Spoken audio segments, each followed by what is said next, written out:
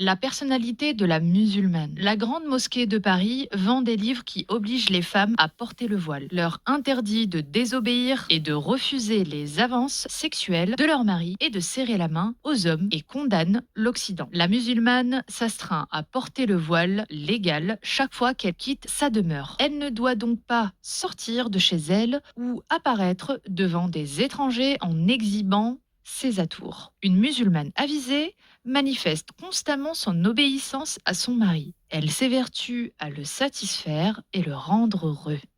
Bah oui, parce qu'elle a été créée pour l'homme. Voyons enfin, restez concentrés. Voilà, il nous montre quelques images voilà, de certains ouvrages. Mashallah. Toutes les musulmanes qui se maquillent, les fossiles, le blush, des après-midi chez Sephora, et ben c'est haram, c'est islamophobe.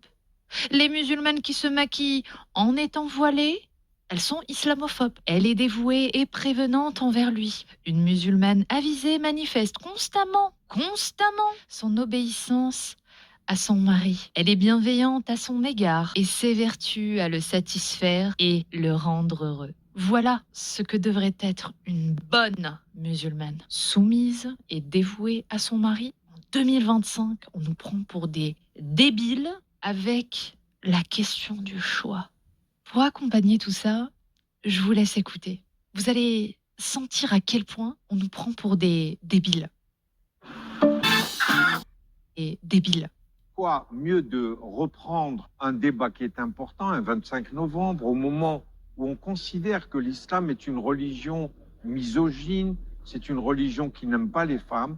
J'ai voulu prendre à bras le corps ce sujet pour dire, à l'occasion du 25 novembre, qui est la journée internationale donc, de lutte contre les violences faites aux femmes, j'ai estimé qu'il était de mon devoir en tant que recteur de la Grande Mosquée de Paris de prendre ce sujet non pas uniquement sur le côté islamique, on l'a abordé ce matin avec, je dirais, des imams qui ont parlé de la place de la femme dans l'islam, mais en même temps, j'ai voulu interpeller les autres religions.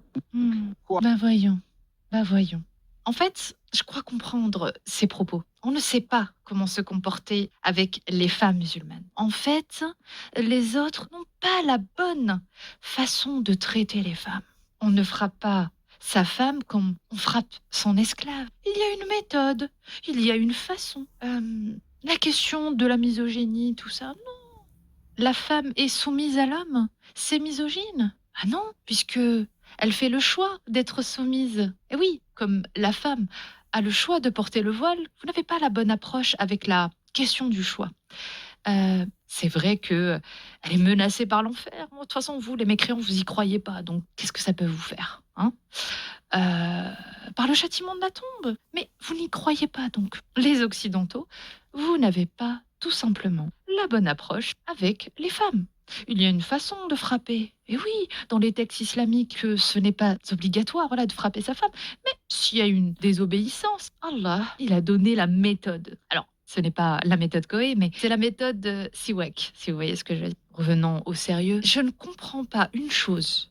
Cet énergumène tente encore de vendre l'islam comme une religion de paix et d'amour. Le culot, il doit pas bien connaître Internet, les multiples PDF des archives islamiques. C'est-à-dire que nous avons tout à portée de main. C'est-à-dire que n'importe qui a la possibilité de se renseigner. Et ce qui est ouf, c'est que l'État, encore une fois, ne fait rien.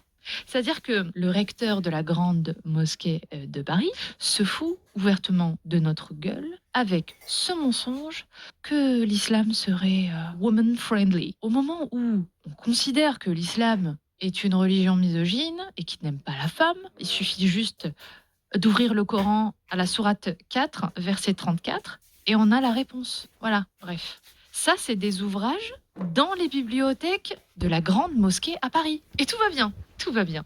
Quand un homme appelle son épouse pour satisfaire son besoin charnel, qu'elle réponde même si elle est en train de préparer du pain. Bon, ça va, ils ont de la chance parce que aujourd'hui nous avons des boulangeries. Aujourd'hui, elles n'ont plus besoin de préparer le pain, hein, donc je pense qu'elle a un peu plus de temps libre.